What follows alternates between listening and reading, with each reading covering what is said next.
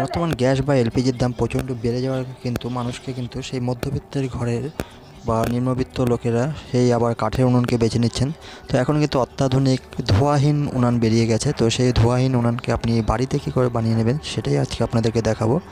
তো ভিডিওটি প্রথম থেকে শেষ পর্যন্ত দেখতে থাকুন এবং উনানটিকে আপনি বাড়িতে বানিয়ে নিন এবং এক ফোঁটা ধোঁয়া হবে না এবং রান্না হবে অতি তাড়াতাড়ি এবং খুব অল্প কাঠে আপনি রান্না করে নিতে পারবেন। দেখছেন উনুনটা বানিয়েছে এবং এইখানে দেখুন কীভাবে ধোঁয়া উঠছে না একটুও।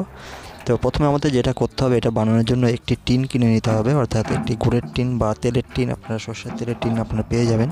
তো আমি এটা একটা গুড়ের টিন নিয়েছি এবং এই গুড়ের টিনটাতে আমরা কী করব, প্রথমে একটু মেপে এটাকে একটু কেটে নিতে হবে, কারণ একটা আমরা ওইখানে ফ্যান লাগাতে চলেছি। ফ্যানটার লম্বা এবং চওড়া হচ্ছে 3 ইঞ্চি করে। তো 3 ইঞ্চি মাপে আমরা একটি চৌকা করে একটি জায়গা কেটে নিতে হবে। আমরা একটু মাপ দিয়ে দেখে নিচ্ছি এবং সেখানে কী করে কেটে সেখানে ঢোকাতে হয় পুরো প্রসেসটা দেখাবো। তো ভিডিওটা প্রথম থেকে শেষ পর্যন্ত দেখতে থাকুন এবং আপনারা বাড়িতে অনায়াসে চেষ্টা করে সেটা বানাতে পারবেন। এবং এই উনানটি বানালে কিন্তু এক ফোঁটা ধোঁয়া উঠবে না এবং আপনার চোখ জ্বালা করার কোনো সম্ভবতা নেই এবং রান্না করা খুব কিন্তু সহজ এবং খুব তাড়াতাড়ি হয়ে যায়। এবং আপনি এমনিতে নর্মালি যেই লাকড়িতে আমাকে রান্না করতে অনেকটা কাঠের দরকার হয়, কিন্তু এটাতে কিন্তু একদম কাঠের প্রয়োজন নেই, অল্প কাঠেই আপনাকে পুরো রান্না করে দেবে। এবং আপনারা ভালো করে জানেন যে গ্যাসের উনুনের থেকে কিন্তু কাঠের উনুনে রান্না করার টেস্ট কিন্তু একটু আলাদাই হয়ে থাকে। তো প্রথমে আমরা এখানে একটু দাগ দিয়ে 3 ইঞ্চি করে মেপে নিয়ে এবং এখানে পুরো দাগ দিয়ে নিচ্ছি। এরপরে আমরা এখান থেকে আমরা এটাকে কাটিং করে নেব এবং অন্য সাইডে আরেকটা জায়গাতে কাটতে হবে আমাদের, কারণ সেখান দিয়ে কিন্তু আমাদের এখানে যেই লাকড়িগুলো জ্বলবে সেখানে যে ছাইগুলো হবে সেই ছাইগুলো ফেলার জন্য কিন্তু আমাদের একটা কিন্তু জায়গা আমাদেরকে করে নিতে হবে এবং আমরা একটু অপর প্রান্তে কিন্তু সেখানে আমরা এটা কেটে নেব। তো আমরা একটা পুরো মেপে নিয়েছি এবং আরেকটা জায়গাতে আমরা দাগ দিয়ে নিচ্ছি, সেইখানটা কেটে এইখান থেকে আপনারা যে ছাইটা জমবে সেই ছাইটা কিন্তু আমাদের নিচে দিয়ে বের করতে হবে।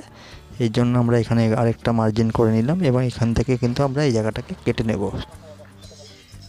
আমাদের কিন্তু পুরো টিনটাকে মার্জিন করে নেওয়া হয়েছে, এবার কিন্তু কাটার পালা। তো আমরা এখানে কী করছি, টিনটার ভিতরে একটি ইট ঢুকিয়ে দিয়েছি যাতে ব্যালেন্সটা পাওয়া যায় এবং এখানে দেখুন একটা লোহার একটা ছেনি দিয়ে আমরা কিন্তু টিনটাকে কাটার চেষ্টা করছি এবং কাটাটাকে খুব ভালো করে কেটে নেবো, একটা চৌকা করে কেটে নিচ্ছি।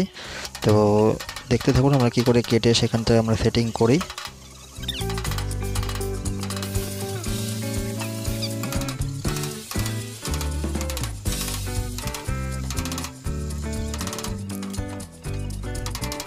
দেখুন ঠিক কিন্তু এইভাবে আমাদেরকে কেটে নিতে হবে এবং দেখুন কাটার পর কিন্তু ঠিক এই ধরনের দেখাবে। দেখুন পুরো চৌকো করে কিন্তু আমরা বক্সটাকে কেটে নিয়েছি। যাদের কাছে ড্রিল মেশিন আছে তারা ড্রিল মেশিনে কিন্তু অনায়াসে কাজটি করে নিতে পারেন। যেহেতু আমাদের ড্রিল মেশিন ছিল না তাই আমরা একটি লোহা ছেনে দিয়ে কিন্তু আমরা এটি কেটে নিয়েছি এবং অপর প্রান্তে কেটে নিতে হবে।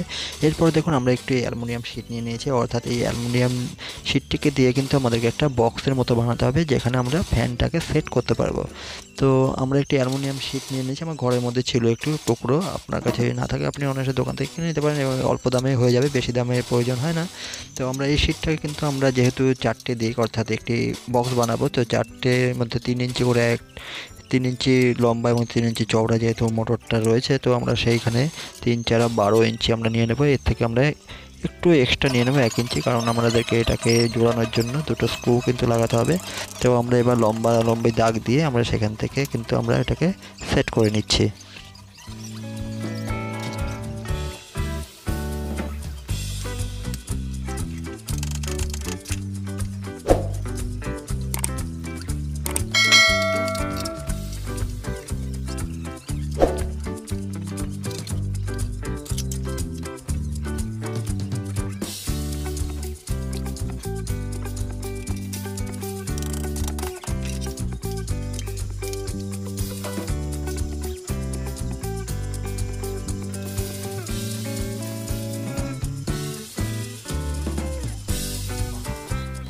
আমরা কিন্তু এইভাবে বক্সটিকে বানিয়ে নিয়েছি। দেখুন এবার এই বক্সটিকে আমরা স্ক্রু দিয়ে লাগানোর জন্য কিন্তু আমাদেরকে এটাকে যে 1 ইঞ্চি বাড়তি রয়েছে সেই বাড়তিটা কিন্তু আমাদের দুটো ফুটো করে নিতে হবে এবং ফুটো করার জন্য কিন্তু আমরা এখানে পেরেককে ব্যবহার করব এবং সেই পেরেক দিয়ে ব্যবহার করে আমরা সেখানে দুটো ফুটো করে এবং আমরা কিন্তু দুটো স্ক্রুকে আমরা এখানে লাগিয়ে নেব।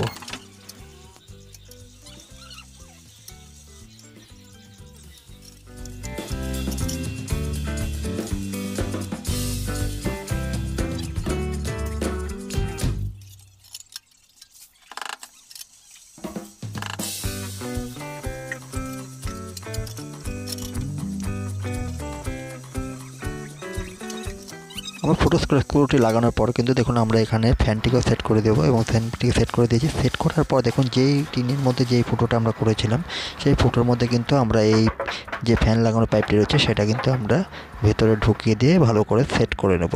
এবং দেখুন এটার পাইপটার মধ্যে ঠিক ভালো করে ফ্যানটাকে আমরা সেট করে নিয়েছি। আপনারা এভাবে যেভাবে খুশি আপনারা সেট করে নিতে পারেন।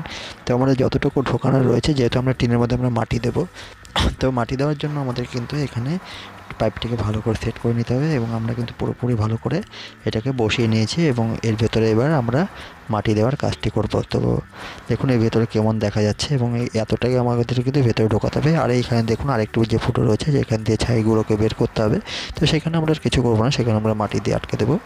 এবং এর পরবর্তী যে স্টেপটা আমাদের নিতে হবে, আমাদের কিন্তু কিছু মাটির ব্যবস্থা করতে হবে এবং এই ফ্যানটিকে ভালো করে সেট করে নিয়েছি, কারণ এটাতে একটু ডিসি 12 ভোল্টের একটি মোটর লাগানো রয়েছে, একটি ফ্যান লাগানো।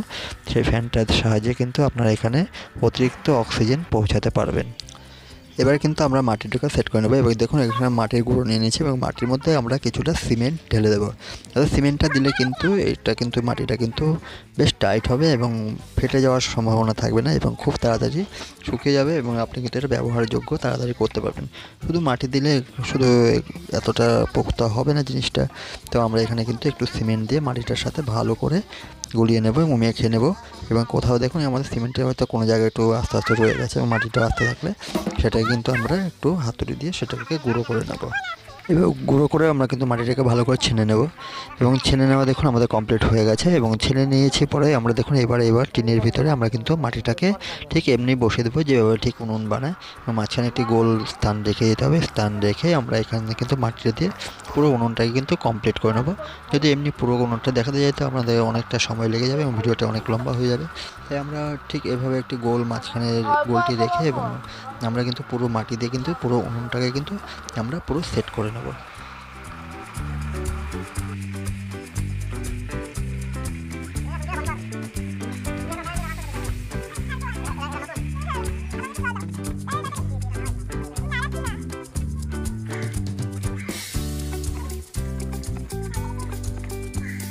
দেখুন ঠিক এইভাবে মাটি দিয়ে কিন্তু আমরা পুরো উনুনটাকে কিন্তু তৈরি করে নিয়েছি। ঠিক এমনভাবে দেখতে হয়, দেখুন কত সুন্দর হয়েছে না দেখতে।